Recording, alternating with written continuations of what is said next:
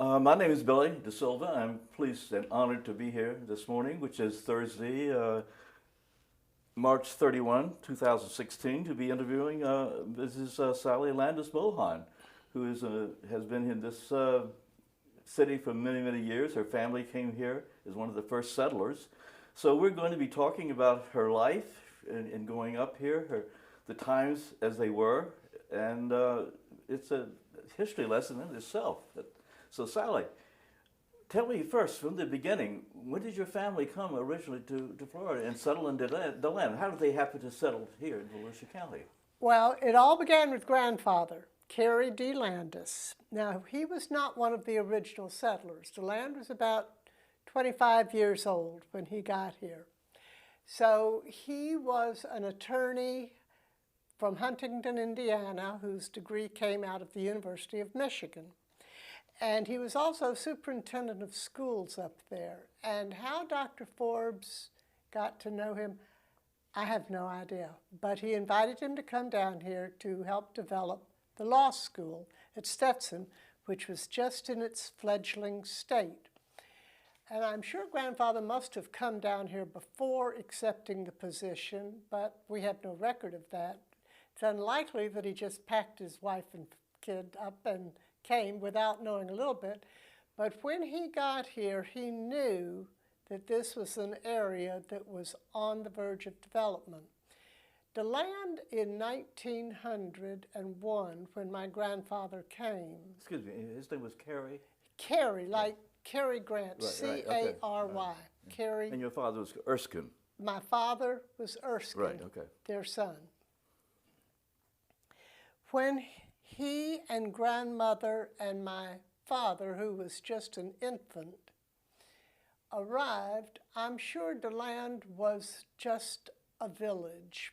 There probably still were log cabins around, but it still was developed in many ways. By that time, John B. Stetson had arrived and had built the College Arms Hotel. Many wealthy Northerners were coming here. The town was yet unpaved, but there was electricity.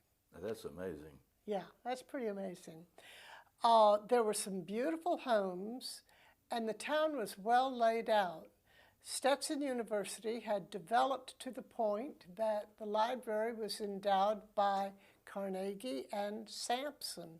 Henry Flagler, who had built the railroad down to Miami, had endowed Stetson University with Flagler Hall, although he didn't let his name be put on it because he didn't want anybody to know that he'd given the university money because he knew that everybody else was going to be asking him for money. Right. So it wasn't perhaps known as Flagler Hall at that time, but that's who endowed that university. So he saw great promise here. He was an ambitious man who brought his family down, and here they came. Within the year, he was a professor of law at the university. It was a college back at that time, I'm sure, Stetson. And he had entered law practice with Judge Perkins. Well, that practice dissolved, but he had a young student, well, he wasn't actually that much younger than Grandpa, by the name of Bert Fish. Oh, that name's familiar to everyone. Yeah. Bert Fish was a bright young man, and he too was superintendent of schools in this area. And grandfather invited Bert to become his law partner, and thus the firm of Landis and Fish was born.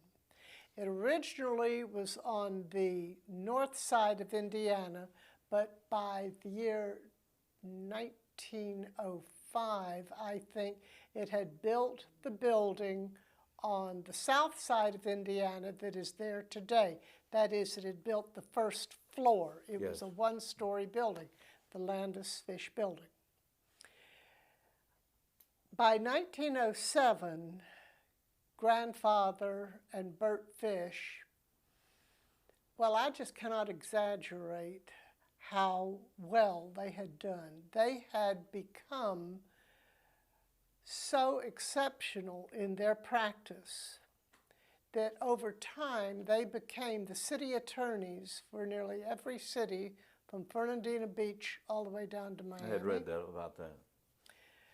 They Well-respected firm. They had attracted the railroads, they had attracted the utility companies, they had attracted the city governments. They were off and running, and they became very powerful politically when the two of them developed a political faction that they called the Ring. Now, they didn't call it the Ring. The newspapers called it the Ring, the courthouse ring. And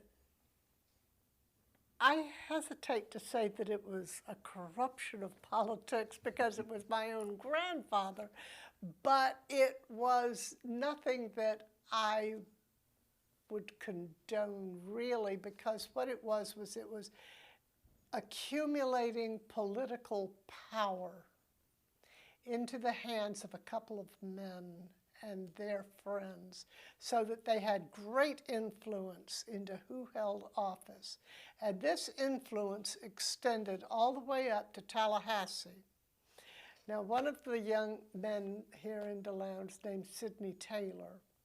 He's gone now, but Sidney once told me, he said, I could be sitting in your father's office any day of the week, and the telephone would ring, and it would be the governor saying, this is what I'm going to do. Does it meet with your approval?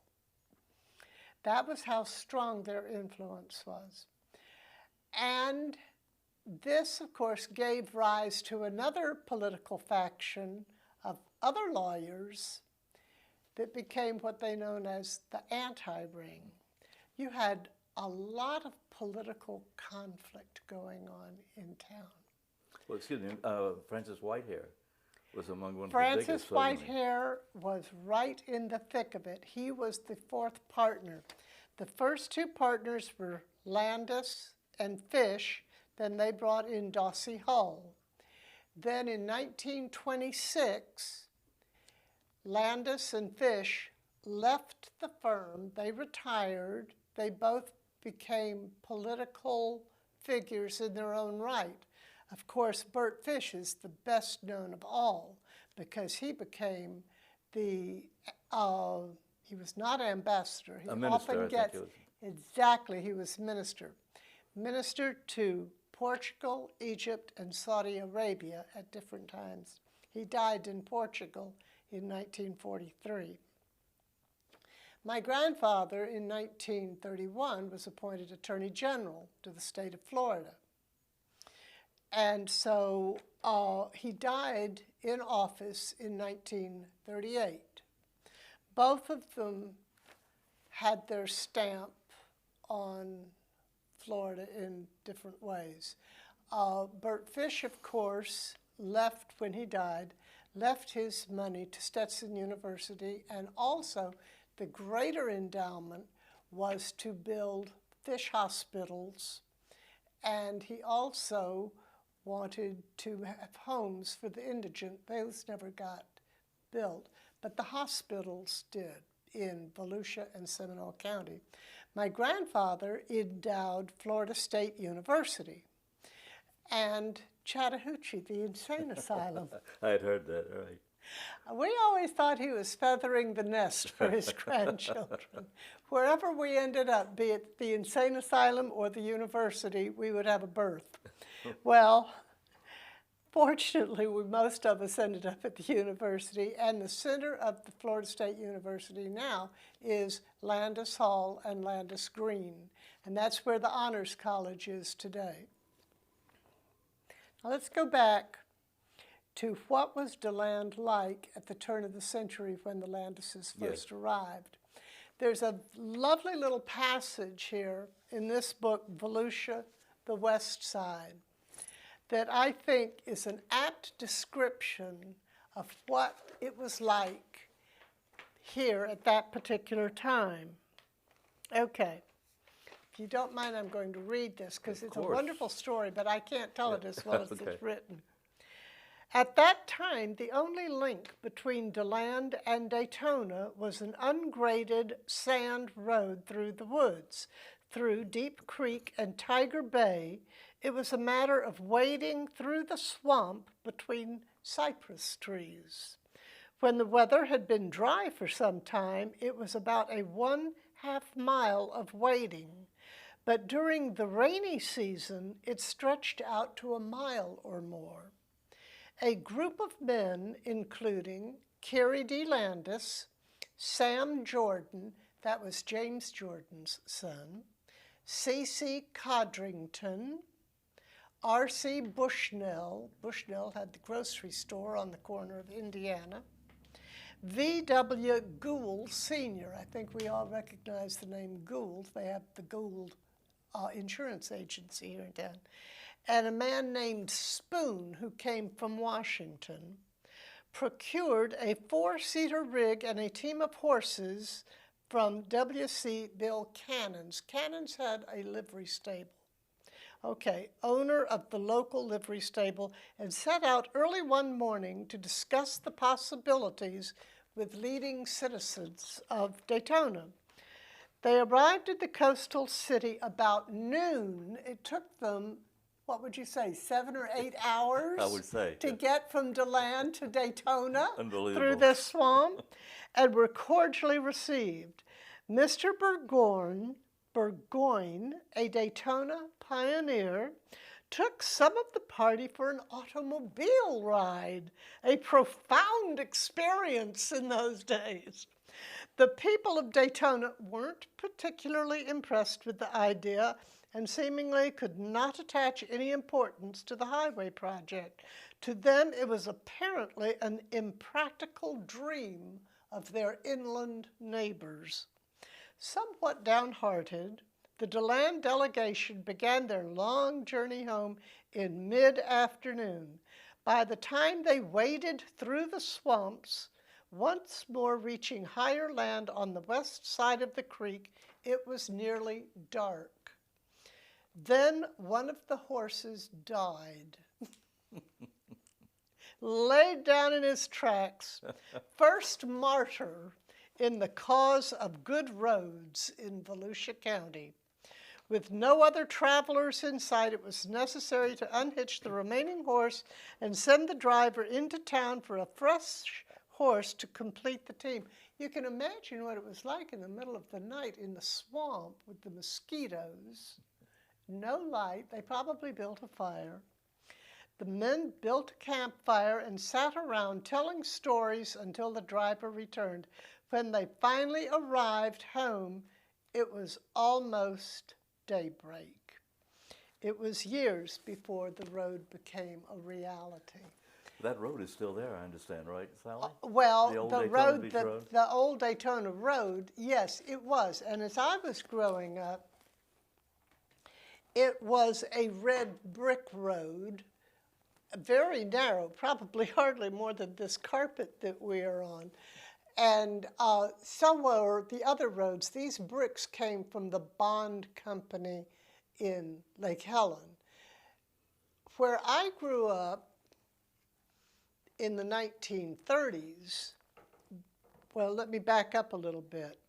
The home that my grandfather built was on 244 West New York Avenue.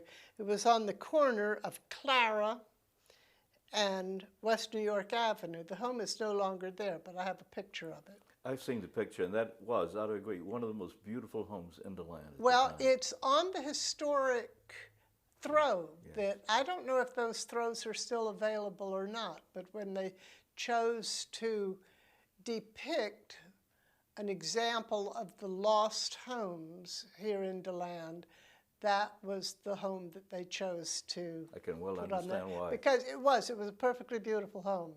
And across the street from me, as I grew up, because you see, we got that home when grandfather and grandmother went up to Tallahassee when he became Attorney General in 1931. That was when my family moved into the home. We had 5 children.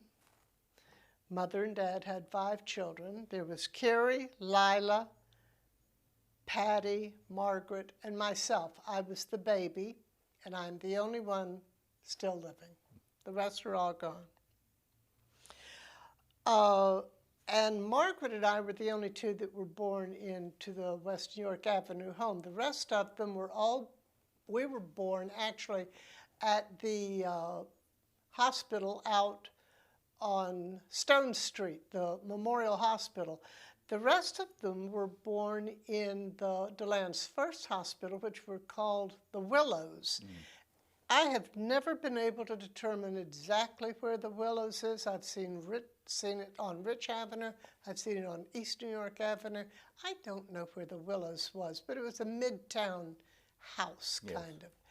Anyway, that being beside the point, there were the 5 of us that grew up under great privilege. There were few families in DeLand that had greater privilege than I did. We do not choose our parents. I just was so very fortunate because when the Great Depression came, I was totally buffered from it. I did not ever suffer. With a family of 7, I was surrounded with 5 servants, if you can imagine. There was Mamie, was my nursemaid. Julia was our housekeeper. Artentry was our second housekeeper. John was our butler chauffeur. Joe was our gardener and yard man. Mary was our laundress. I think that's it. Isn't that amazing? Amazing. I can see the family now sitting at the dining room table with all the correct accents. Oh yes, dinner was a finger bowls and things like that. Dinner was a formal affair. We were called in at 5 o'clock. We dressed for dinner. Exactly. And it was served to us on every night, crystal and china with finger bowls, and it was the most Victorian upbringing you can imagine. But this was through the Depression, which I think is even more extraordinary, because here I was in this beautiful home, sitting out on my front porch as a child. I can remember seeing the CCC workers as far as you could see, walking with their pickaxes and shovels over their shoulders, walking out West New York Avenue, which was a beautiful brick road with a canopy of live oaks with the moss, walking out all the way from wherever they came from downtown to 42. They were building the Ocala National Forest Road. Excuse me, Sally. What is the term CCC workers? I'm not familiar with that. Conservation Corps are 2 of the CCs. Civilian Conservation Corps, I believe. All right. Yeah.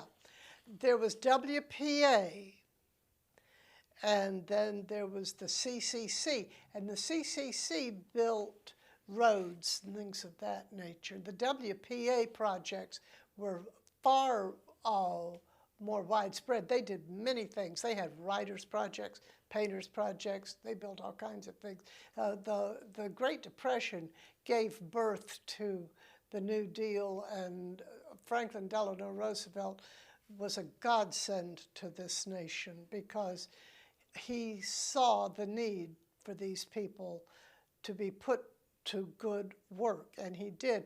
And curiously, if you go to Arkansas today, the Arkansas state parks are filled with cabins, beautiful stone and log cabins that are still standing today, just short of 100 years later, you know, and they're in wonderful condition.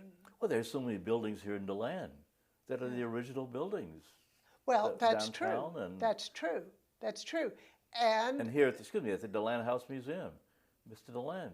And that is one of the reasons why DeLand is as attractive as it is because it burned in the 1886 fire.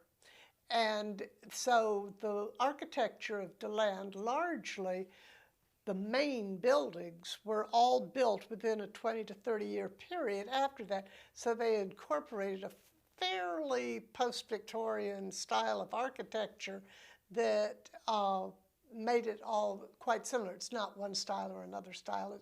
It all looks very much alike. It's very nice. And those were good buildings. And the Bond Brick Company bricks are in those buildings. The courthouse in DeLand was built with Bond bricks, I believe. Someone can check me on that. I know that the Landis buildings were built with the Bond bricks. West New York Avenue and the boulevard were paved in red brick from the Bond Brick Company. And yes, when I was growing up, there were no stoplights on the boulevard, Woodland Boulevard, and it was a red brick road on the corner of New York and the boulevard. On the west side was the Table Supply Company. That was where we did a lot of our grocery shopping, but we also did most of our grocery shopping at Staudenmeier's. The first Staudenmeier store was at 142 North Woodland Boulevard, and that was Wyatt, I believe was his name. That was Truett's father. He had started with George Dreka. George Dreka, of course, had the huge building, had built the huge building that is on the southeast corner of New York and the Boulevard. That was the department store. That was the Dreka department store, and it was where we did all of our shopping. And by the time I came along, it had been taken over by his son Godfrey, who was a close family friend. Godfrey Dreka was a delightful man. And then down on Indiana, the Dreka store gave birth to a lot of other entities like fountains. It seemed to be like Victor Fountain, I think, started with Dreka. I'm not positive, but I think that's the case. And he built Fountain's men's store on the corner of Indiana and the Boulevard.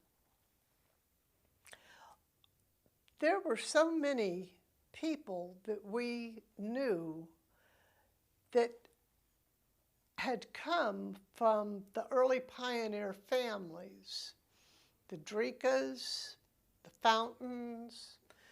The Staudenmeiers came a little bit later, but the Conrads, my mother's dearest friends, were in the Conrad family. It was Robert Conrad's Robert Conrad's family and Austin Conrad. I think they were cousins. I'm not sure about that. Austin Conrad was a very close friend. He and his wife, Red Conrad, lived up on Stetson Avenue, right across from Paul and Connie Johnston. Johnston owned the E.O. Painter Printing Company. It's hard for me to know exactly how to get this into a continuum because I am going off on tangents now and I'm trying to get back to how things got started. When grandfather and grandmother came here and they built the big house, my father was just an infant. By then he was 3 or 4 years old.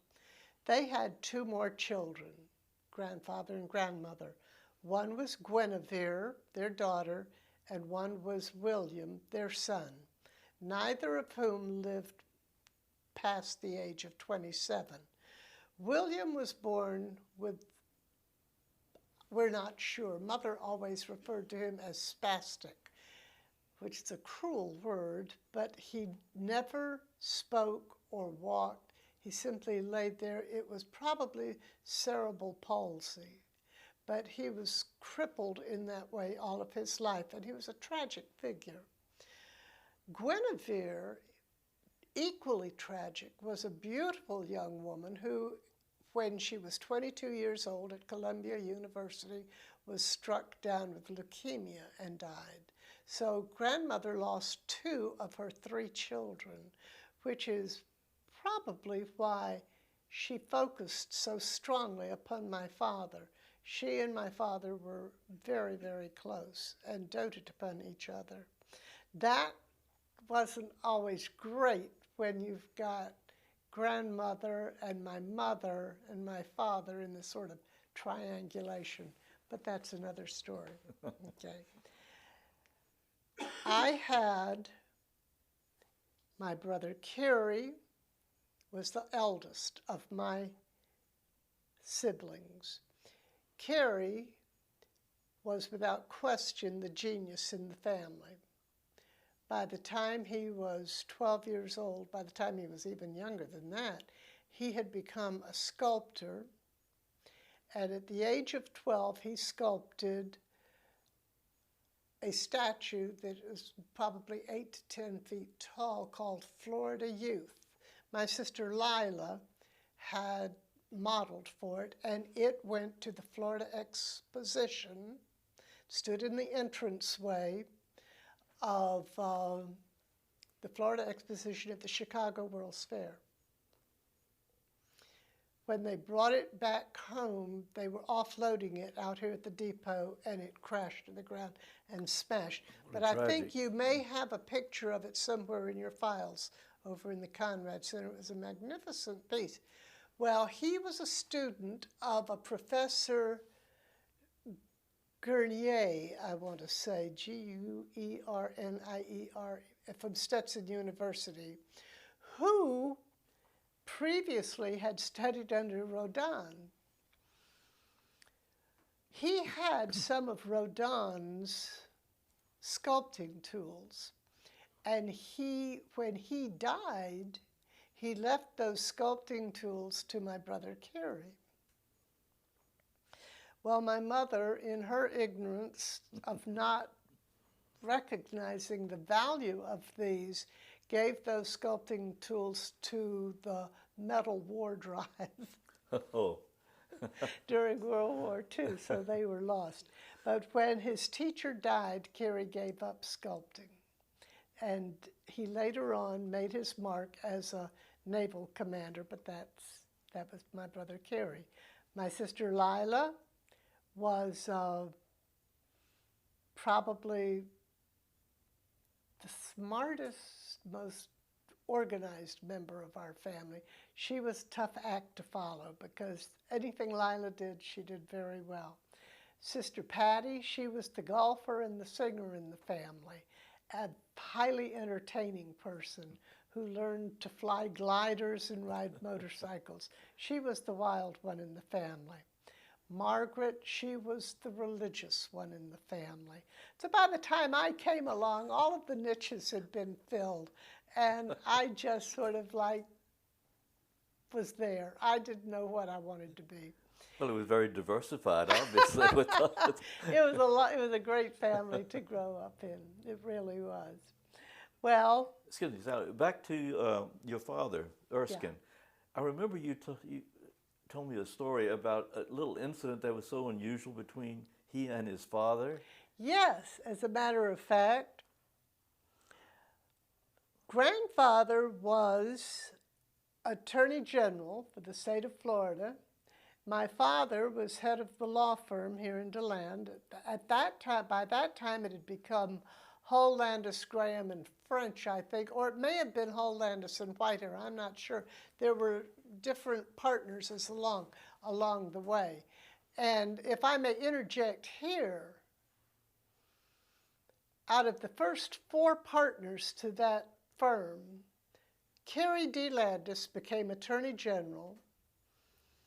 Bert Fish became minister to Saudi Arabia, Egypt, and Portugal. And Francis Whitehair became Undersecretary of the Navy. That out of a town that had no more than Exactly. 6,000 Yes. people in it. Yes. That is an amazing It is, record absolutely, without a doubt. for a small town in the middle of nowhere That's back true. then. Yes, exactly. And I don't think the town has ever recognized what it had. It really was, I think, an amazing achievement. Okay. Now, where was I? It was an incident that something between your father and Oh, grandfather yes. that was unusual. Dad was the head attorney to Hall, Landis, Graham, and French. He and Dossie Hall were.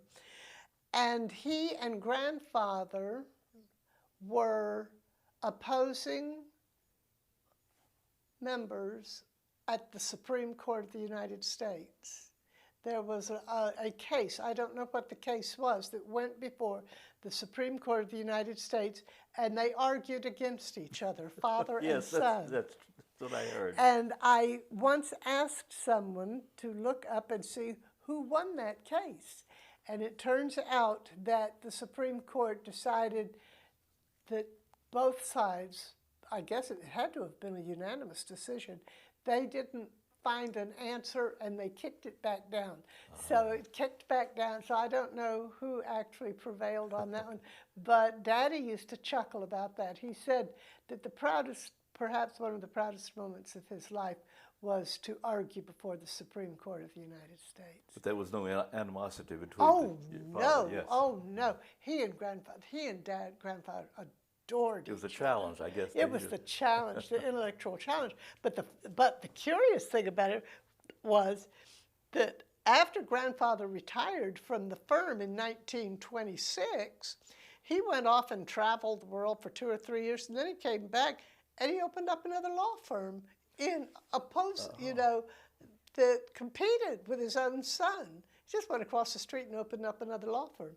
But that didn't last very long because he became Attorney General, moved up to Tallahassee, and that was where they lived until he died. And then actually that was where grandmother lived until she died in 1964. And then I don't know who lives in the house today, but the house is still standing. Okay, now where are we? Well, I'm curious to know how things were here in DeLand during World War II. Oh, that was an extraordinary period. The Depression was an extraordinary period in that the banks closed for a short time, and not for terribly long, but for a while. And then I think DeLand kind of went on a barter system. No question but what, there was great deprivation. No question about it. The town, of course, was still segregated. And It was segregated? Segregated, It was. of course. Oh, yes. Howry Avenue was sort of the line of demarcation between the black neighborhood and the white part of town, was Howry. But there were no riots or any animosity or anything like that. It was just, that was Fact? before, It was an accepted fact. Yeah, it was. We didn't realize how bad it was until 30 years later. We sort of woke up to this fact that it was an awful thing.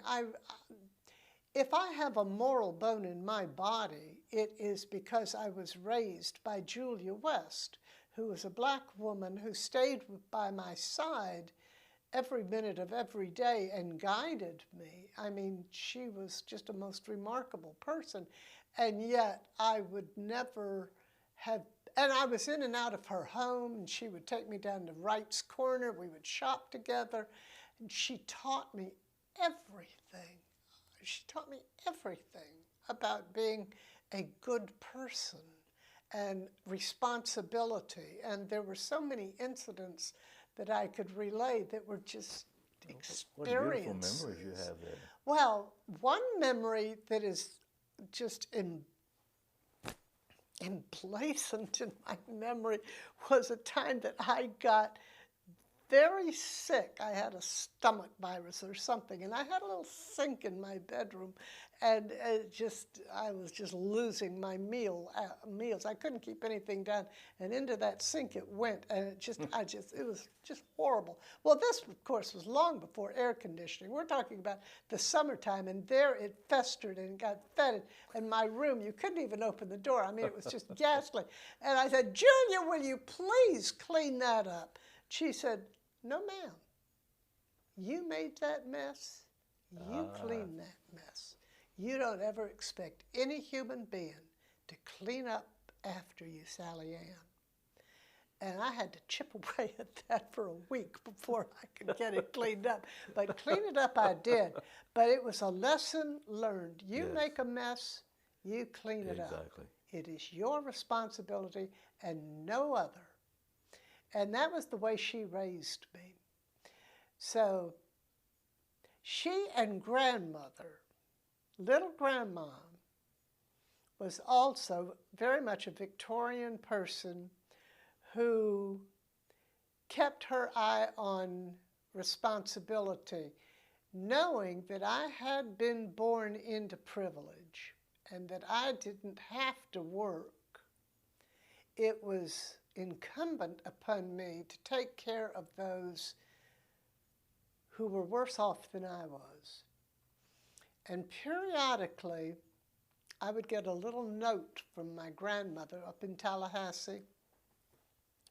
Sally Ann, I have not seen your name in the newspaper recently for volunteer service. Are you taking care of your responsibility? Oh, so she called you on that. Oh, yeah. She would watch the newspapers because back then, DeLand Sun News reported every time you walked out the front door. I mean, seriously, it was like the town gossip sheet. You knew what everybody was doing, what was in the DeLand Sun News. They had a column going around town, I think it was called, and you knew who was visiting who, whose cousin was in town, what they were doing, and you also knew there would be a picture of, well, there was a picture of me and, oh, I can't remember her name now, sweet thing from the church, you know, just standing there looking like, well, we're getting ready to make an Easter egg hunt for the poor children in town or something like that. I mean, you just knew what everybody was doing. At all times. Yes, at all times. And DeLand, as I was growing up, there is truth to that notion that you are raised by a village, because the town was so small, perhaps between 5,000 and 6,000 people. You knew virtually everybody, and they knew you, and they watched you. And I could be let out the front door and then called in at 5 o'clock, or of course I'd go in for lunch. But I mean, there was never a problem with me being out. I didn't have to have someone drive me to school. I could walk to school. There was no child molestation, no problems with people. Everybody was, we were a close-knit society. And life was simpler. It was extraordinary. Yes, it really was. And we were safe. We were safe.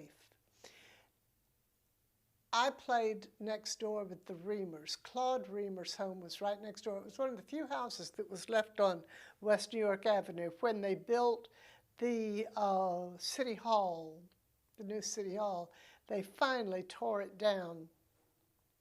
They were going to move it, but I think they found asbestos and a few other things, so they finally just decided to tear it down. But that was a perfectly beautiful home, and Jane and Paul Reamer and I were good friends.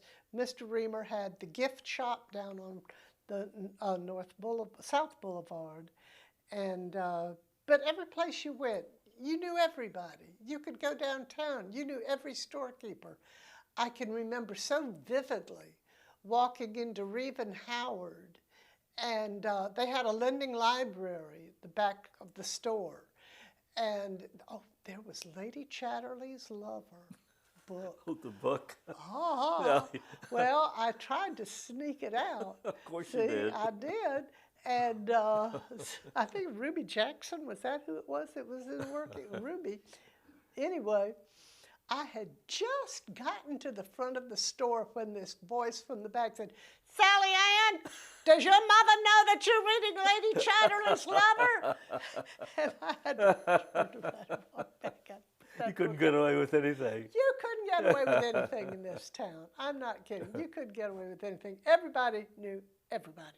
What, did people work together during World War II? Oh, World War II. You wanted to know about World War II. Yes, World War II was what changed this town. Like I said, during the 30s, it was a small integrated community. There were not that many people here. When they built the Naval Air Station out there on the north side of town, that was when everything changed completely, because the town just exploded in terms of new people coming in. And World War II, well, it changed this country, I think, for 4 years in a way that I had never seen before, and I doubt that we will ever see again. Most particularly now, the nation is so dreadfully divided by separate interests. We're always snarling at each other, Republicans and Democrats, and it's not just political, it's religions, everything. It's a sad thing to see when you know it doesn't have to be that way. I guess you have to have an outside threat like we had during World War II. And I can remember so well where I was when we went to war. I was simply playing in the backyard when my mother came down the steps. Carmen Nam, her daddy, Joe Frank Nam, had the Nam car agency here in DeLand. She and I were playing in the backyard of my house when Mother came down the steps and said, "Carmen, you need to go home. We're at war." That was after the Japanese. That was the Japanese bombs. Sunday. It was Sunday afternoon. She said, "Carmen, you have to go home. We've gone to war. Sally Ann, come on in." And it just made a profound change in everything. We all started pulling together. And of course, a few days after that, Adolf Hitler then declared war upon the United States. Biggest mistake he ever made. But this country was faced with a war on two fronts.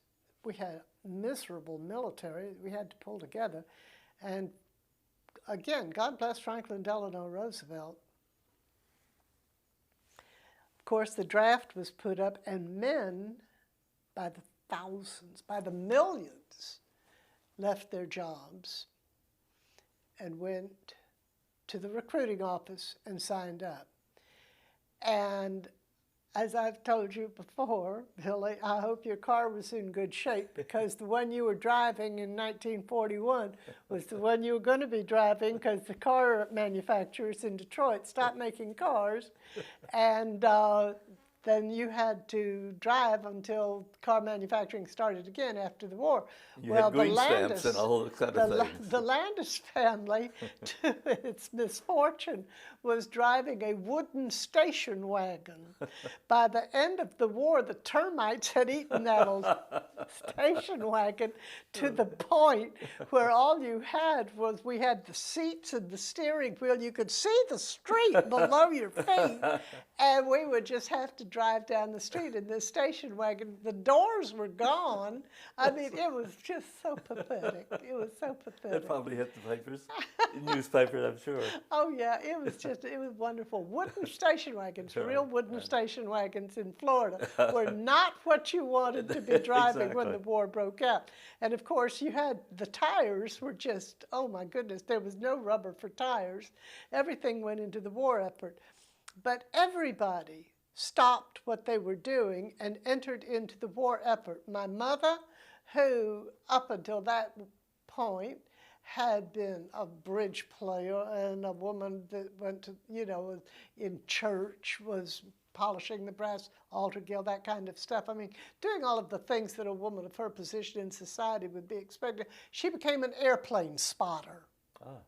She drove a Red Cross truck. She became head of one of the Red Cross units here in DeLand. She would drive a bus between DeLand and the Naval Air Station, bringing the sailors into town. Of course, young women like myself, I was just a kid. My eyes were like this big. Because here we had these precious young men on the street in their sailor uniforms, you know. Oh my goodness. And then the flyers, the flyers. The flyers in their leather jackets. I mean, I was besotted with all of these men. I'm sure. Oh, it was just wonderful. My sister Patty she was a wonderful golfer, and she would bring the sailors in and take them to the DeLand golf course. Now, the golf course at that time was up there where the United States Post Office is on East New York Avenue. Now, that was the DeLand Golf Club. It was a beautiful white building right there where the post office is now. And in front of that, where the parking lot is today, that was just a great big field. It was catty-cornered. The College Arms Hotel sat over here on the corner of Amelia and East New York Avenue. Beautiful hotel. Oh, magnificent hotel. And then catty-corner to that, but off sort of in the distance, was the DeLand Golf Course. In front of that was a big field. And we children, on weekends, we would go with our broomsticks and march up and down that field, you know, right, left, up and down, preparing ourselves for the invasion. My sister Patty would bring the sailors in and teach them how to play golf and would take them golfing. Everybody did something. Father became an air raid warden, and he had the little white hat, and we would go out. I'd walk with him sometimes at night. There would be a siren that would go off, and I think that siren came out of the Conrad Lumber Company. It could have come from the fire department, but I think it was the Conrad Lumber Company. The woo, like that, you know. When that siren went off, you knew it was an air raid drill. And everybody had blackout curtains. We'd pull our curtains shut, and the wardens would all go out on the street and patrol the streets, make sure that no lights. And one asks, why would an inland town do such a thing? Because were we expecting planes, really, from Germany? Well, we didn't know what to expect. We do know that up and down our East Coast, the coast was being patrolled all the time. And if you stayed over on the coast, which we did frequently, you could see the flashes at night of the submarines as they would torpedo cargo ships. And just the most awful stuff was washing up on the beach. I mean, it was just horrible. And there was one young boy here, Victor Fountain's son, young Victor. He was just a lad, and he picked up a bottle, and it exploded. It was a booby trap. And threw shards of glass into his abdomen and took off 2 or 3 fingers. He was never really quite the same ever after that. Fountains were a very prominent family. So there was that. I mean, we were intensely aware that there was a threat out there. And the town we all were working together to do what as a child, I was down at the Red Cross every week, you know, rolling bandages. But more than that, I was take newspapers and in an origami style would make bedroom slippers for the men in the hospitals. And we'd collect Christmas cards and birthday cards and stuff like that and make big books full of cards for the men in the hospitals. So the war effort, oh yes, the rationing. Yes. The rationing. Yes. That was another thing. That was the great equalizer. It didn't matter how rich you were or how poor you were.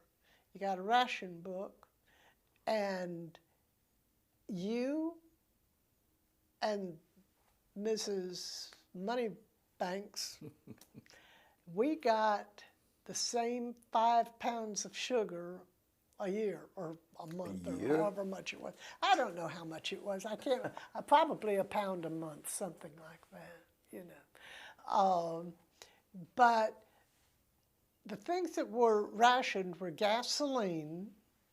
You must remember that we only went 35 miles an hour. So That was the speed limit?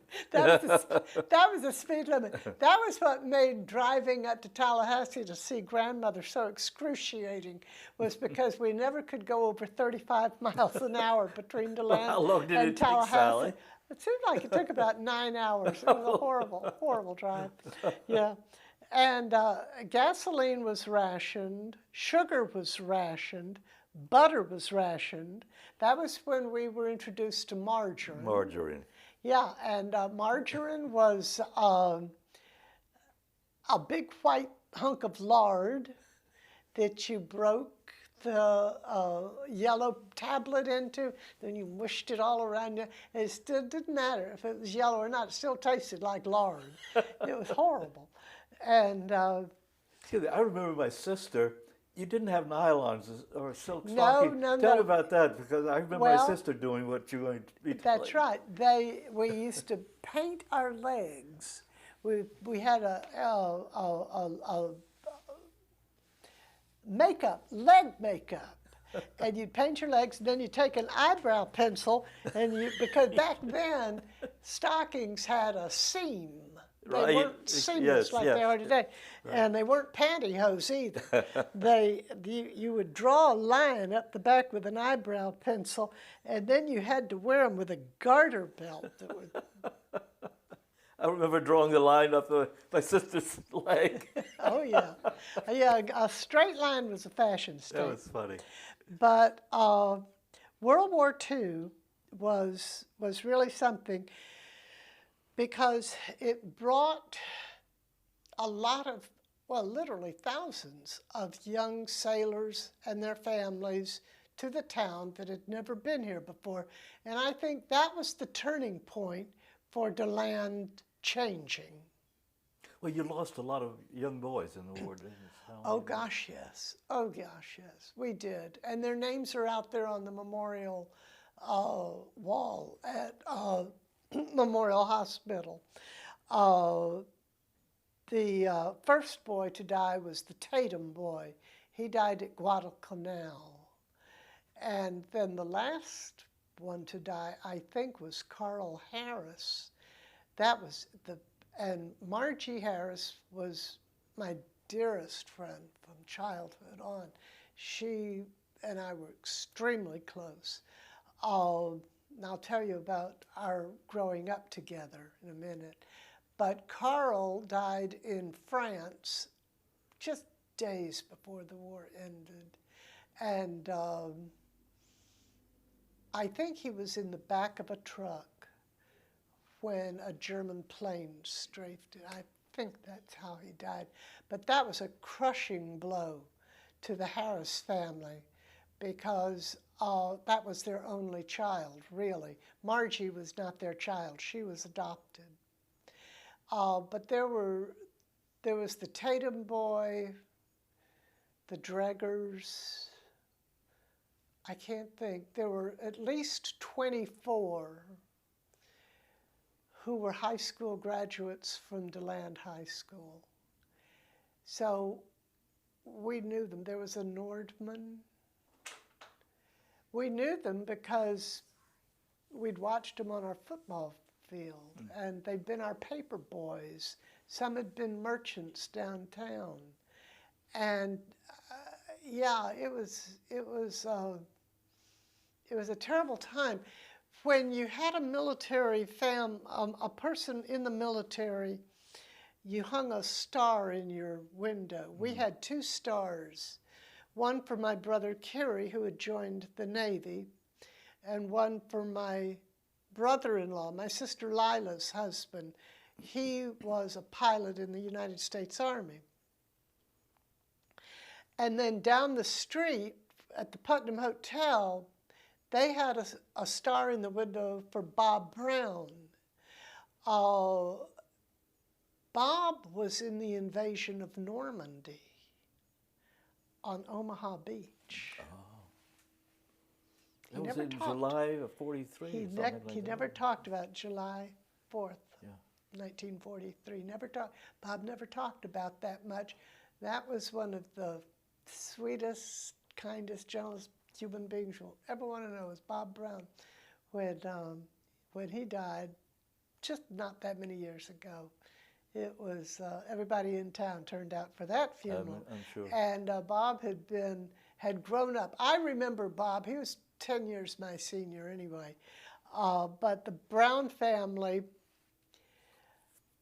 was related to the Hargraves. Now, the Hargraves were one of the earliest pioneers.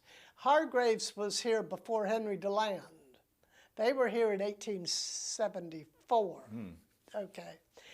And Sarah Hargraves married Bob Brown. They had the Putnam Hotel. Okay. Which is still standing. Which is still standing, derelict that it is. Somewhat. Okay. Sarah's sister was Ibby. Elizabeth was her real name. We called her Ibby.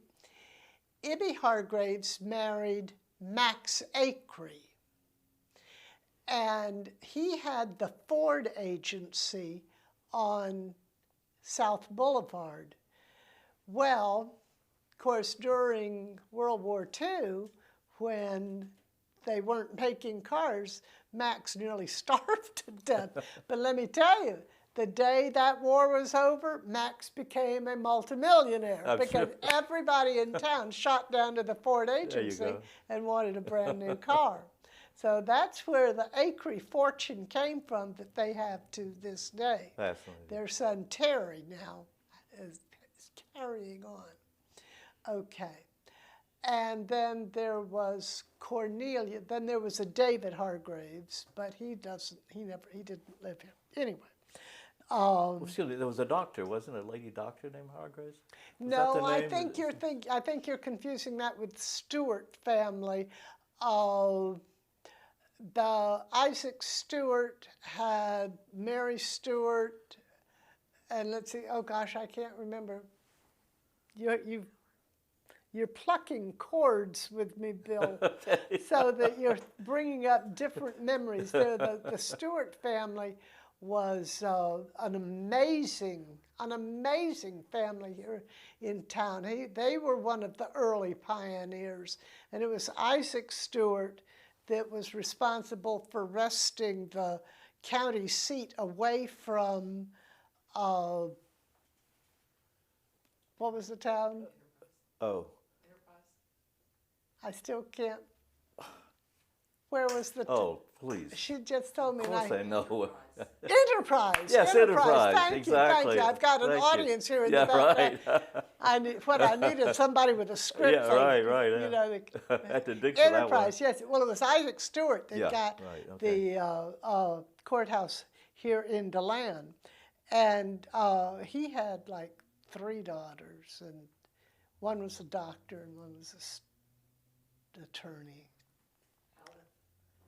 What was the other? Howard. Howard.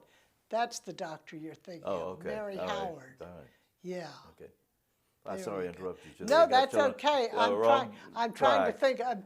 Now we've turned our history upside down. Where do you want to go from here? Well, I think for time, entertainment, I think we should take some the time. Athens Theater. They went there everybody went there for the news. I think so. Yes, that's true. And we'll finish this up about World War II, because there was no television. It was the Athens Theater was the focal point for where we got our news, because we would get our newsreels there every week, and they had that man that would do da-da-da, Yes. the news of the week. And that was where we saw the invasion of Normandy and the invasion of Iwo Jima and all of the film footage. And also it's where we saw the patriotic films. And that, believe me, that's all Hollywood was making, were films that either tugged at your heartstrings or were highly entertaining patriotic films, because that's all that we were focused on. And I think now I'm going to say, let's take a break, and maybe we can pick this up with the more modern period when we come back. Absolutely. Because in 1951, well, in 1948, I was sent off to private school. That's where I met my husband, to be, who I married in 1951, and that was when Jacques Bohon. my husband and my children came into my life, and everything changed. I'm sure it did.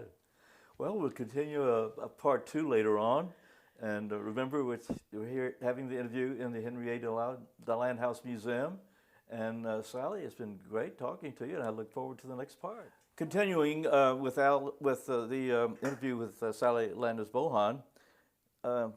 Sally, tell me a little bit about what happened after the war in your life. What happened? What did you do? Well, after the war, I was sent off to private school to finish my education. But if you'll allow me, I'm going to backtrack just a minute to tell you just very quickly a few things that I may be the last person left in DeLand that remembers them. And these are things that were going on in the 30s for the young people in DeLand attached to DeLand High School. DeLand High School used to have a May Day festival every year. And Margie Harris and I, we were just this big. We were always the flower girls for the Queen's Court because we looked just like twins, both with blonde hair, pink complexions. Margie's mother always made the dresses for us. She always got to wear pink. I had to wear the green because Margie's mother made the dresses and she liked her little girl in pink. So I never got the pink. Anyway, we would proceed ahead throwing our flowers, and then there would be the Queen's Court that would come in, and they had a big maypole on the grounds of the front grounds of the DeLand High School, there up on the corner of Clara and Rich. And that was where the May Day Festival was. Well, at some point after that, they had a chase. What was that thing called? Sadie Hawkins Day. The Sadie Hawkins Day Festival, where all of the girls and boys in high school would chase their dates to go to the prom that night. First, the boys would flee out of the high school, and then minutes later, the girls would all come chasing after them, and they would hit Clara and New York and split, and they all, of course, had prearranged hiding places so that the dates could find each other. But that was, Sadie Hawkins was a character out of Little Abner. Character. Okay, that night they had to prom, and you had to go to the prom with whoever you, the girl, Sadie, had caught that night. Well, of course, it was all prearranged, but it was great fun. Okay, those were a couple of the festivals that I remember. Now, after World War II, I was sent off to private school in Bloomfield Hills, Michigan, a place called Kingswood School, Cranbrook. Each of the Landis children had been sent there. I'm sure our parents sent us there in the high hopes that we would marry the son of a northern industrialist and live happily ever after. It only happened to one. Lila married Jim Williams, whose father was one of the heads of Dow Chemical Company. Margaret, she married a local boy named Brad Smith, who became an attorney. Okay, but I met my husband, John. I call him Jack. Okay. Unfortunately, he was not the son of a wealthy industrialist, but nevertheless, We both ended up at Michigan State University, and that was my freshman year. Daddy put me on the train out here at the train station, wishing me well to go off for 4 years of college at Michigan State University. And Thanksgiving, I called home and said, I want to get married. And they said, oh no. Well, all right. Well, who is it? Well, it's a Cranbrook boy. Oh, that sounds good. Well, we were married the following August, and Jack had come down. Our wedding announcement was made during Easter week of 1951. Father Lawson at St. Barnabas was pretty horrified that we were doing this during Holy Week. This was not a time during Good Friday and to be having parties, but he was like, all right, just do it, you know. So we were announced, I think, on Good Friday of Holy Week, 1951, married in August. But Jack had to come down and ask for my hand. That was the tradition. And he came down from Michigan and walked into this beautiful home that I have described with all its servants. And of course, Dad's question was, Jack, are you sure that you can give my daughter the life to which she has been raised? Oh, I'm confident that I can. Well, that Jack's father had not so long after that gone bankrupt, and Jack and I, the day we were married, all of the wealth that I had grown up with came to a crashing halt. And we started out our life with $500, which was a nice sum. Yes, at that time. At that time. That was what our mother and Dad had given us as a wedding gift, $500. And off we went to Michigan State to finish Jack's education. And we stopped on the way in Birmingham, Michigan. And with $500, all the goods we had in the world, we bought a painting, if you can believe it, to start out life for $60. And it's like, I think back on it now and think, what were we thinking? You know, we had $500, we spent $60 on a painting. Well, it turned out actually to be a very good investment because the painting today is worth quite a bit more because the painter has died and he has paintings in most of the major galleries in the States. But we didn't know that at the time. We were just dumb kids. So much in love. When we got to Michigan State, I went to work as a bookkeeper for the campus bookstore, and Jack went to work as a stock boy in one of the department stores. And our first home was an apartment in an attic. In an attic? In an attic. In an attic. We didn't have a car for the first 3 years of our marriage for $7.50 a week. About $1 a day. That is how poor we were. But you were in love. We were madly in love. That is very romantic, Sally. Oh, yeah. So there we lived until our first son was born. That was Bill. He came along 2 years later, and then we graduated to a much nicer apartment on the campus for $50 a month, from $7.50 a week.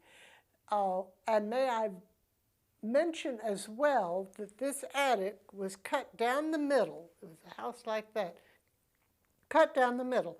We were in this half, and over on this half was Jenny. And we hadn't been there too long until we found out that Jenny was a prostitute. Oh. So we shared the bathtub. And so I had to wipe the bathtub out with Clorox every time. Well, I had gone, you talk about going from riches to rags in one generation. I mean, it was to the bottom that fast. It made absolutely no difference. It was wonderful. We had nowhere to go but up.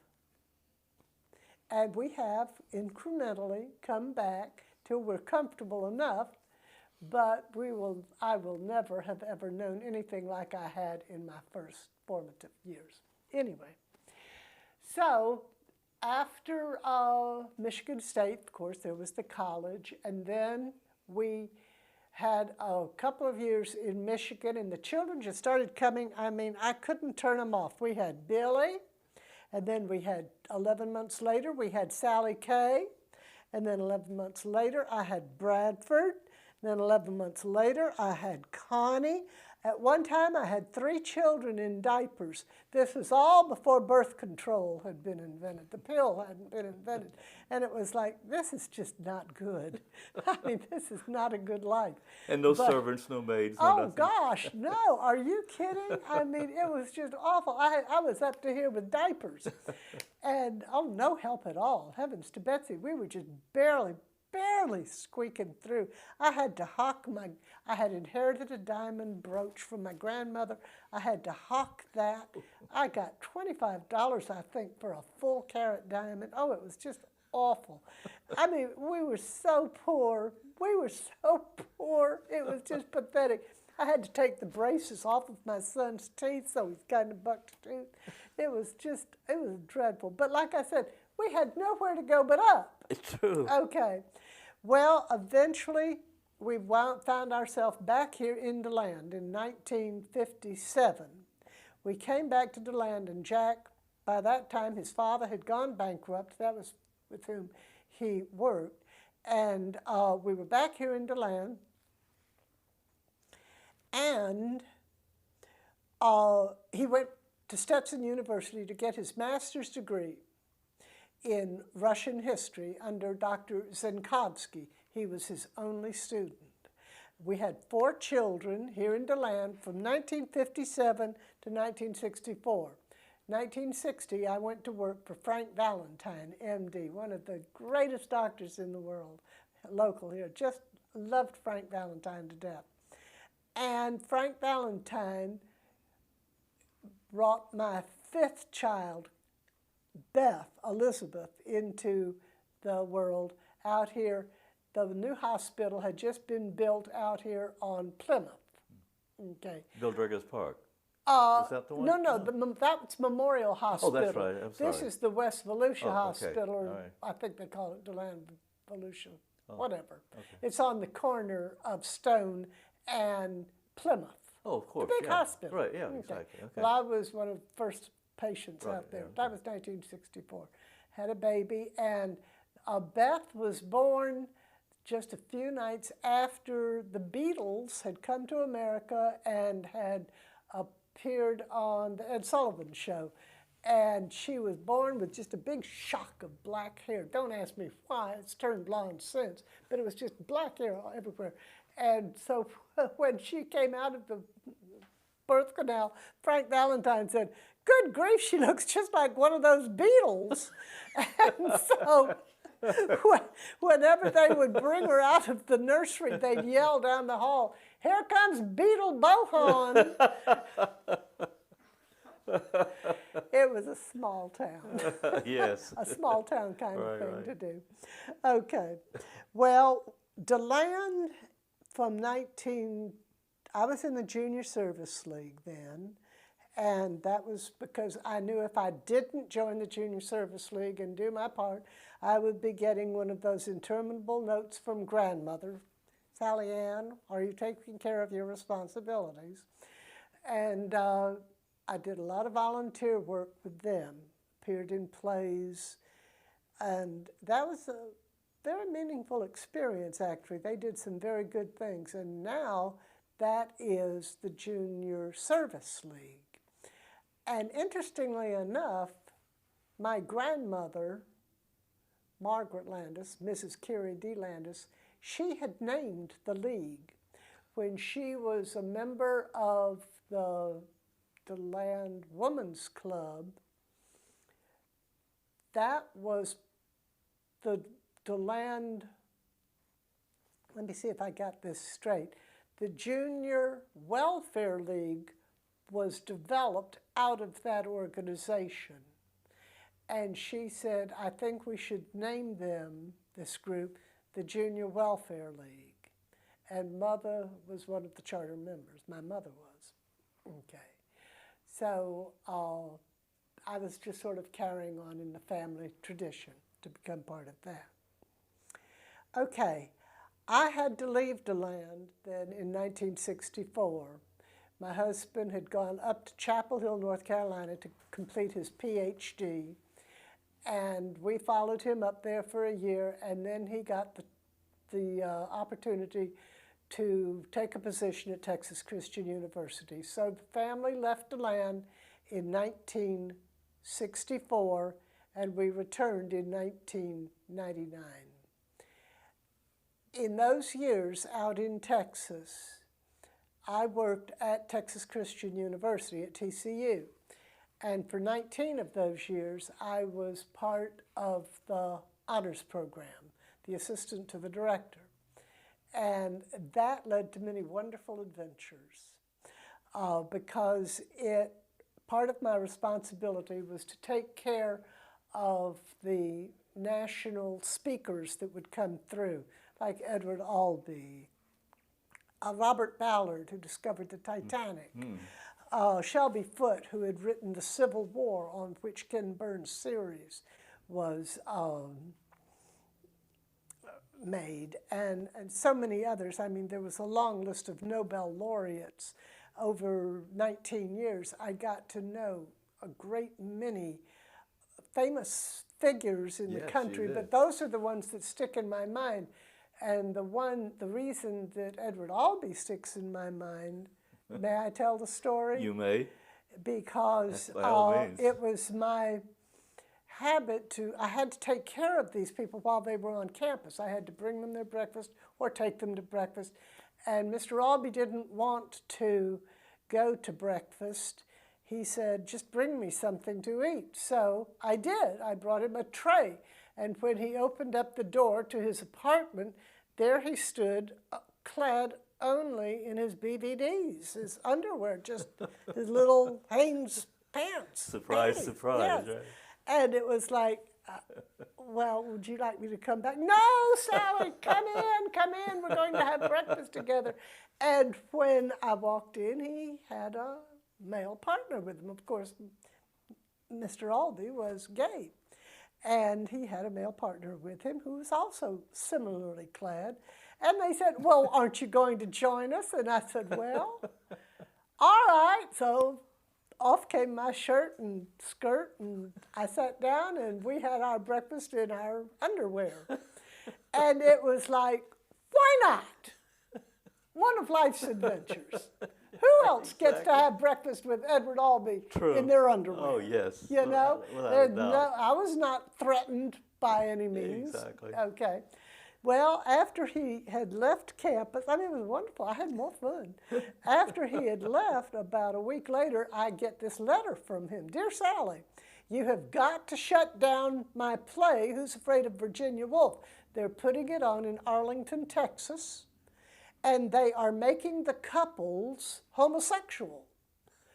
If I had wanted them as homosexual characters, I would have written them as homosexual characters. They are heterosexual characters, and furthermore, they never got the permission from me to do this, so they don't have the rights to the play.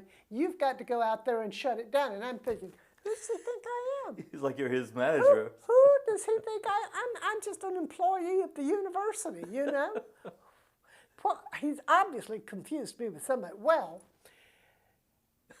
as luck would have it, the very next day, the mayor of Arlington shut the play down because he said it was obscene play, and he wasn't going to have that play in his city. So he shut the theater down on that. So I was able to write Edward back and say, "Deed done, not a problem," you know. You wanted it shut down, it was shut down. That's exactly there you right. Go. You didn't question it any further. Got that. You're welcome. Okay. Then my adventure with Robert Ballard was even as much fun anyway, because he was the one who discovered the Titanic, the oceanographer that discovered the Titanic. and it was my responsibility to go out to the airport and to pick him up. Well, I did so in a blinding rainstorm. And when I got there, they had diverted his plane over to Love Field in Dallas because they didn't like to bring planes into DFW during rainstorm. So when I got there, there was an announcement, the plane from New York has been diverted to Love Field. You will find your passengers over there. Back in the car I go 30 miles over to Love Field. Get to Love Field, and there's an announcement, we have taken the passengers from the plane that was diverted over here and bussed them back to DFW because that is where the people were expected to pick them up. So back in the car, blinding rainstorm, back to DFW. There's no Robert Ballard to be found anywhere, and I am frantic. I have lost this nationally known figure. No one can find him anywhere. So after about 30 minutes, I'm in tears. And after about 30 minutes, the telephone, will Sally Bohon please pick up the telephone? Will Sally Bohon please pick up the telephone? I go pick up the telephone. Sally, this is so-and-so from TCU. Come on home, honey. He is here. What a relief. So, well, yes and no. I was furious. So I get back in my car, and I'm driving. I mean, we're talking 35, 45 miles. I can't remember how far it is out to the airport, but it's a distance. It's an hour and a half, 2 hours. And all the traffic once you get there. And through the traffic and the rain. And so I get back there, and I knew where he was going to be. He was going to be in the geology lecture hall. So I just walked into that lecture hall, and I looked at him, and he looked up, and he said, "You must be Sally."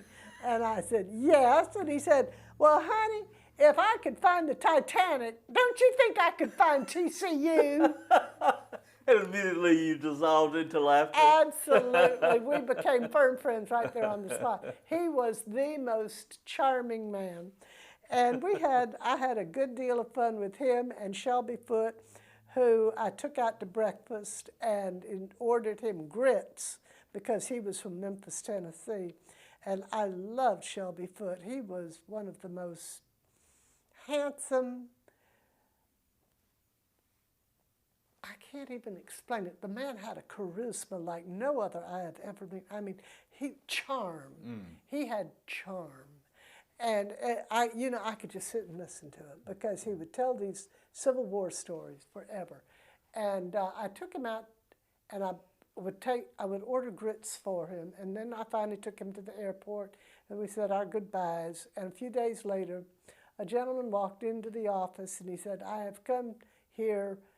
Mr. Shelby Foote has asked me to come by and tell you thank you for taking such good care of him." And I said, "I am so surprised he would even remember who I was." He said, "Oh, my dear, he remembers you very well. He refers to you as the grits lady." Really? And I The said, grits lady? "What?" He said, "That Sally Bohon, she's got downright religious affiliation for that dish."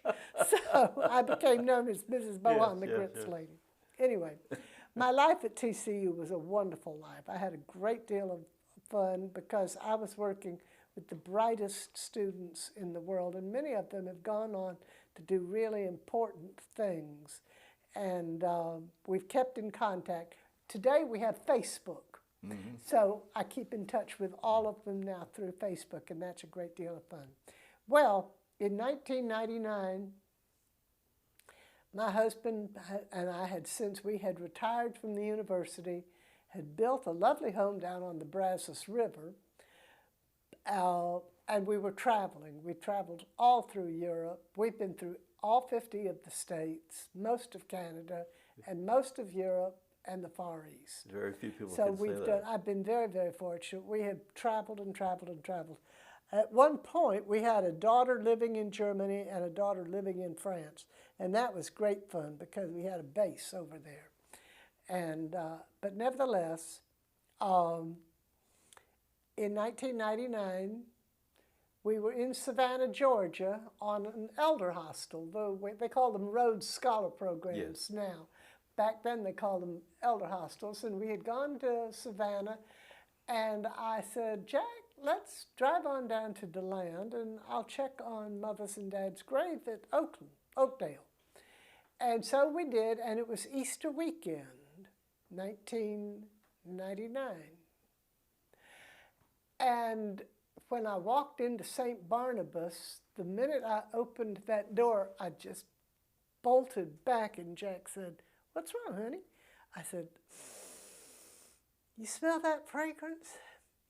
That's St. Barnabas Church." I said, "My gosh, my childhood has just swept over me." I said, "That church has a fragrance like no other building I know." And it just overwhelmed me. Well, when I walked in, there up at the altar was Dot Brown from the Putnam Hotel, Annette Smith, George Smith's wife. Well, he had since died, and she had married Vic Flashell, and Gunby, Polly Gunby, David Gunby's wife. David's father, Kirk Gunby, had been my godfather. So these people I knew really well. And they turned around, and even from that distance, they said, "It's Sally Ann!" And they rushed back and they embraced me. And they just, it was a homecoming, you know? Well, we talked, and then we went up to Oakdale Cemetery to look after the graves. And there was Frank Ford and his wife looking after and Ray Ford and Ray's husband. And again, we just started talking. And Jack walked over to me, and he put his arms around me, and he said, "Honey, let's come home." Simple as that. As simple as that. I said, "Yeah, this is where we need to be." And so went back to Texas, put the house on the market, moved here, and we've been here ever since. Now, the town had changed profoundly.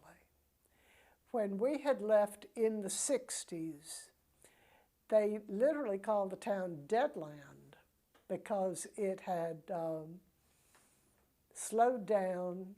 I-4 was the main cause. I-4 had bypassed DeLand. That had its good points and its bad points. Its bad points is that nobody was coming through the town.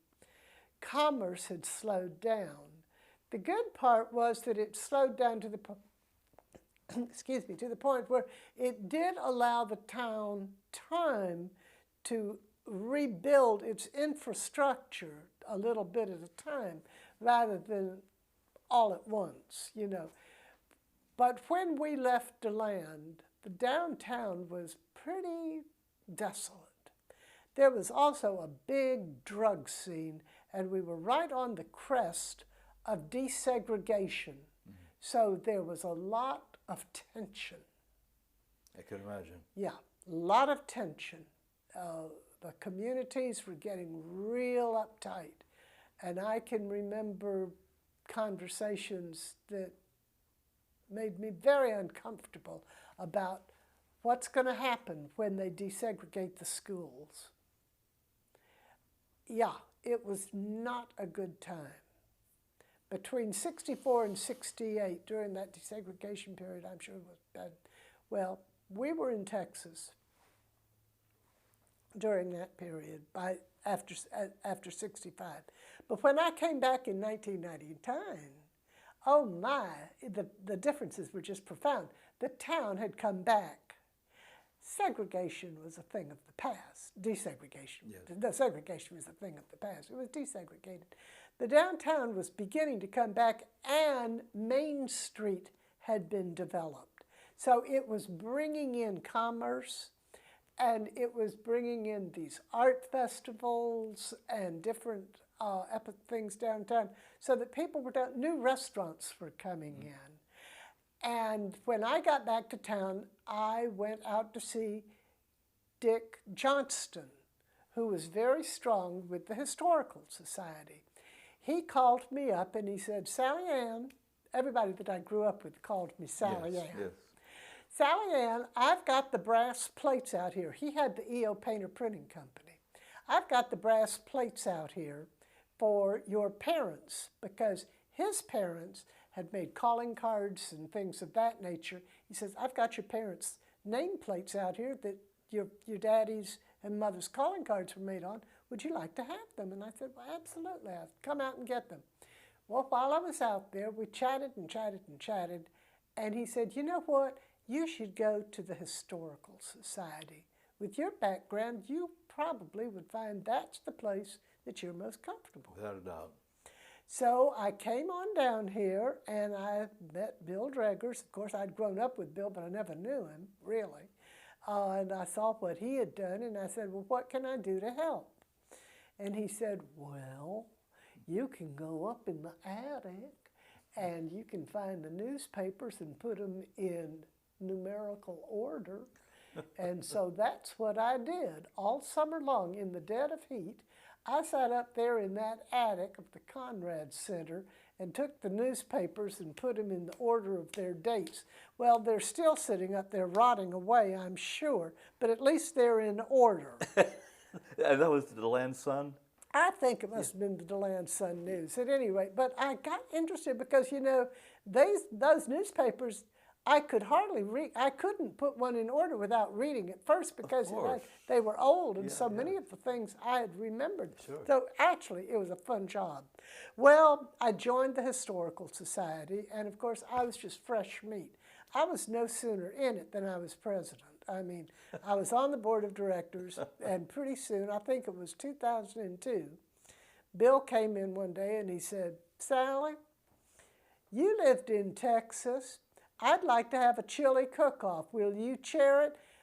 I said, Bill, I lived in Texas. I've been to chili cook-offs. I know nothing about it. Well, okay, but you're chair. Yes. So several times. Yes, like 7 times. Okay. So anyway, I took on the responsibility of developing the chili cook-off because I had lived in Texas. Okay. All right. We first started out with Coors, and that didn't work out too well. And then we went to the morning, we partnered with the morning breakfast, and that was a great experience. But they didn't really want, it wasn't a great experience for them, so they pawned us off to the evening Rotary, and that was not a good experience. We did that for a couple of years. Well, I have to back up and say that in order to develop the chili cook-off, since I didn't know what I was doing, I went on the internet and I just went to the Florida Chili page and said, I have to develop a chili cook-off. Is there anybody out there that can tell me what I'm supposed to do? I need help. Period. Sally Bohon. I get a note from a man named Ken Rod from Austin, Texas. He says, I will help you. I will come to Florida and show you everything you know. I'm one of the officers in CASI, Chili Appreciation Society International, CASI. You're very fortunate. He drove from Austin, Texas, picked up a fellow named Bill Garbett in Lakeland. The two of them came here to DeLand. We went from site to site. We finally decided that the fairgrounds was the best place to start out. He gave me a book on how to do it. He taught me everything, step by step, on how to develop a chili cook-off. And Cassie became one of the 3 legs of this stool. Okay, there was the Historical Society, Cassie, and the Coors was the 3rd part. Explain what Cassie was, if you would. Chili Appreciation Society International. Oh. It's a huge organization, and they have a chili cook-off every January in Terlingua, Texas, out in the desert. Thousands of people come to it. Okay, but they have their rules. So the chili cook-off has 2 chili entrees. They have a Cassie entry, and then they have the People's Choice entry. I see. Well, we developed the chili cook-off on this premise. And the first year, I think that we had maybe 30 cooks. And if we had that many, I think we did, though. So little bit by little bit, over the years, as I got more accustomed to it, and it was an awful lot of work, I became determined that I was going to make this the state championship cook-off. Oh. And everybody laughed and said, it's not going to happen. Well, it did happen. and I think it was 2006, Cassie designated DeLand as the state championship cook-off. So maybe it was 2008, 9, and 10, or 6, 7, and 8. I cannot remember. But at least for the 3 years that I was chairman of it, it was the state championship cook-off. And I think for maybe 2 more years after I left. Yeah, I think it was the earlier time. Yeah. Anyway, the last year that I was chairman, we had 64 cooks, and they came from New York, Texas, Tennessee, South Carolina, Georgia. And we made a lot of money. So I was deeply disappointed when the Historical Society, after I left, decided they didn't want to partner with Cassie anymore, and today there is no chili cook-off at all. So that, I think, is chapter and verse on the rise and the fall of the chili cook-off. Yeah, Okay. Well, when I was president, and I was president for 3 years, we had a lot of fun. We did a lot of good things. Well, I remember you were chairman of so many different projects. Well, events one of the went things on. that we had here, right here in the DeLand house, was Dickens at the DeLand house. I remember that. And we just did that 1 year. But it was fun because we all dressed up as Dickens characters. Yes. And we had puppet shows that Right. we did carried on. And I played an old hag. And yeah, that was I a remember lot the of fun. costume you wore. Yes, I had a patch over one eye, and I was just a streetwalker, really. Yeah, but that was a great deal of fun. We had Dickens at the DeLand house, and that even got into Southern Living magazine. So that was fun, just a little blurb. Okay. Excuse me, you also did many of the characters in the cemetery walks that we had. Yeah, I've played the cemetery walks. I've played 5 different characters. I think I started out. Yeah, that you got me into that, or Well, that's when I was docent here. Yeah, that was fun, and then I did your plays, so that with the Athens Theater. But the thing, my gift to the town, the thing I am most proud of, aside from your plays, which I am extremely proud of because those were great fun, but the most lasting thing I have done was to create the historic plaques. Yes. That I have put on 29 buildings. Yes, I tell so many people about that still. Well, it became apparent to me that the town needed some permanent record of what came before. When my father's building was sold, the Landis building, the young man who bought it and refurbished it, he put his office upstairs in that building, but he took the door from my father's office that said Erskine W. Landis. He took it up those stairs, he put it on his office door, and he turned the door so that when he walked out at night, he saw my father's name. And I said, why did you do that? He said, I did it because I want to always be reminded of who came before me and what they did. Yes. And I thought, that is a very good philosophy of life. And I would like the people of DeLand to have those plaques downtown, if they ever stop and read them, to see who came before and what did they do. Yes. Because there's some really fun things. There's some fun stories Without a doubt. on those plaques. Yes, exactly. Where the Cress restaurant is today, Yes, right. that was DeLand's first movie theater. And that was Vincent Gould's grandfather that had a silent film Oh, yes. that he cranked. Yes. Okay?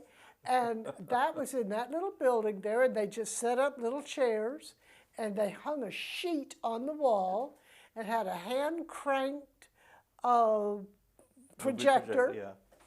And the man they hired, unfortunately, was a town drunk. So sometimes he ran the film backwards, or sometimes the film broke, and he didn't know, and sometimes he'd be dead drunk. And he would put when he'd finish his bottles, he'd stick them in the ceiling, pulled out a tile and stick them in the ceiling.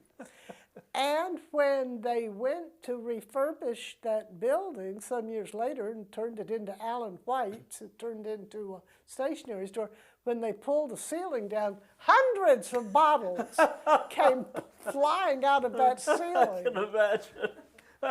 So there's lots of stories. Oh, like I am that. sure so. Where Reuben Howard's was, which is now a restaurant, that was DeLand's.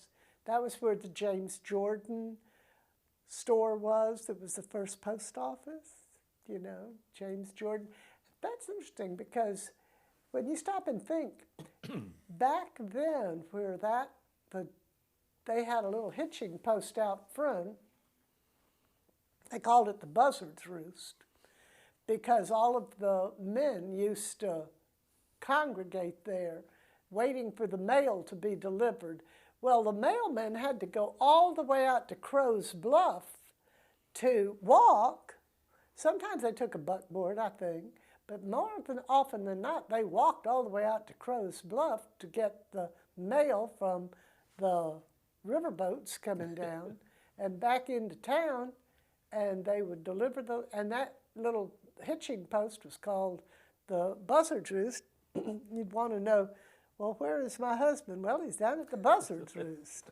So that was a collection place for the men in the evening. Well, Sally, you must have thousands of stories that you could think of on any subject you could think of. Well, about your life. I got some of my stories sitting at Bill Dreger's knees, so let's give him credit because he was the one that I think got all of this. Well, there were a lot of people. Yes. There were a lot of people that should be given the credit. But he was certainly one of the main characters. I worked with him for 14 years, so I know. Yeah, okay. Well, I've enjoyed this very much. Well, so have I. There is one story that I do want you to tell that has always broken me up. Let me see what time we got. Okay, Bill, all right. I got 5 minutes. It had to do with Francis Whitehair and his office. In the play, The Volusia Lowdown, and you talked as the character, you talked about him, and you broke the audience up. Oh gosh, Bill, if I can as a remember personal that, favor, did they just tell that one? If I can remember that, yes, Francis Whitehair.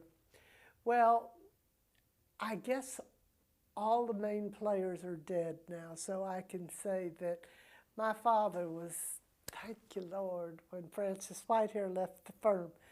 They were friends, but I don't think Daddy ever really trusted Francis.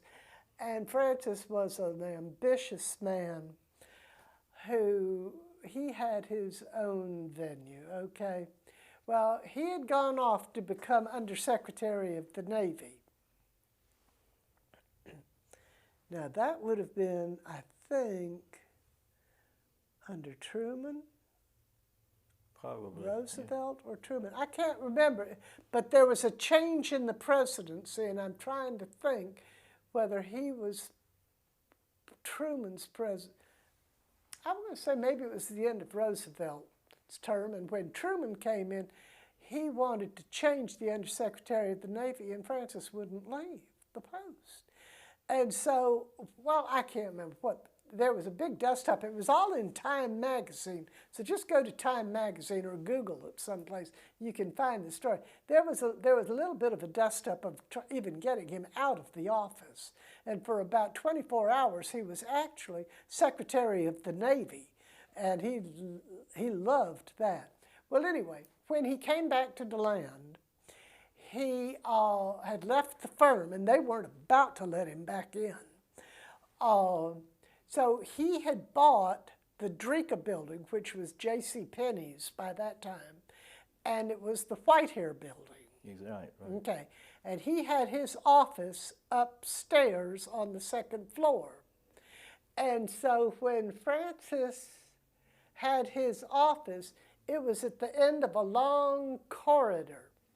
And flanking the corridor on either side was the pictures of every general and every admiral and every senator, not to mention every president he could, or past president, all with signatures to Francis, and what a wonderful person he was. So that you had to walk past this gallery of admiration, you know. And there, if he wanted to see you, he would send a message, tell so-and-so I want to see him, and he had a chair sitting outside his office, which had this big ornate door.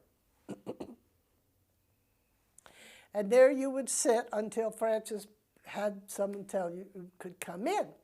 Well, when you went in, you would find Francis behind his desk, which he had up on a dais. It was up on a platform, and it had two windows on either side with the light just so that it came in behind him, sort of probably gave him like a halo, and he had the American flag back there, and he sat up there, and you sat down there where you are, Billy, only he had shaved off the back legs of your chair so that you were sitting like this. Like he was the Pharaoh. Like he was the Pharaoh.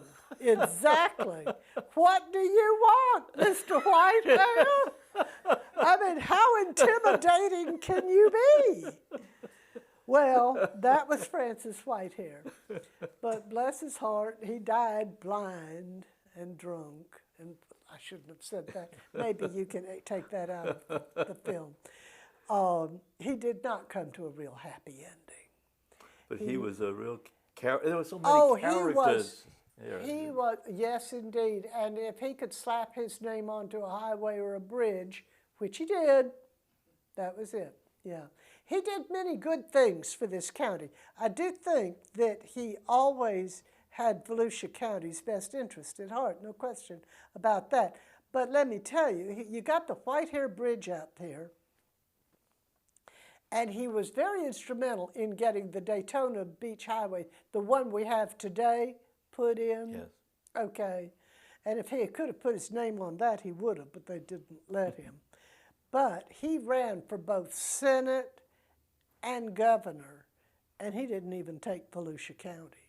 So, you know, he was not a beloved figure in many respects. Well, Sally, I love that story. There's so many stories that you told here today. And I hate to wind the interview up, but I mean, you could go on and on, I'm sure. Well, I for could. many parts, 3, 4, 5. And let me tell you, for a man that I don't think my father loved, he had 3 of the most charming daughters, and his wife was just lovely person. She put up with a lot. She really did. Yes, Mrs. Whitehair was a wonderful woman, wonderful woman. Okay. Well, I have thoroughly enjoyed it. Oh, well, Sally, thank you so much. And think you may have I'm sure that everyone who sees this tape will enjoy it and take it to heart, because you're one of the first. Well, and I your forgot. family was one of the first. I forgot to tell you, because I should have started out the very interview. The end of my story is that I did have 5 children, and I do have 10 grandchildren, and I have 10 great-grandchildren. So the story goes on, and every one of them going to have to look at this tape. So without a doubt. I hope I haven't said anything that's too offensive to anyone. No, not at all. It's been so enjoyable and just entertaining. I've always said, Sally, and you know this, you've been in several of my plays, the Cemetery Walks. I have loved every minute of it. And I would give you a script, but you never went by the script. You just took the meaning out and did it in your own words, which made it very natural. That's probably because I've admired that in you for so long. I never had the brains to along with memorize. Geraldine Page and Julie Harris and Kim Stanley. Believe Go me, on with you. if you were in New York when you were younger and I was younger, and Well, I was an agent, I'd have you on Broadway. My greatest regret, one of my greatest regrets, is that I never had the courage to tell my parents that I really did want to go to college. I really did want to go on stage. Back then, women didn't just do things like that, not out of Cranbrook School. Well, again, thank you so much, Sally. Thank you.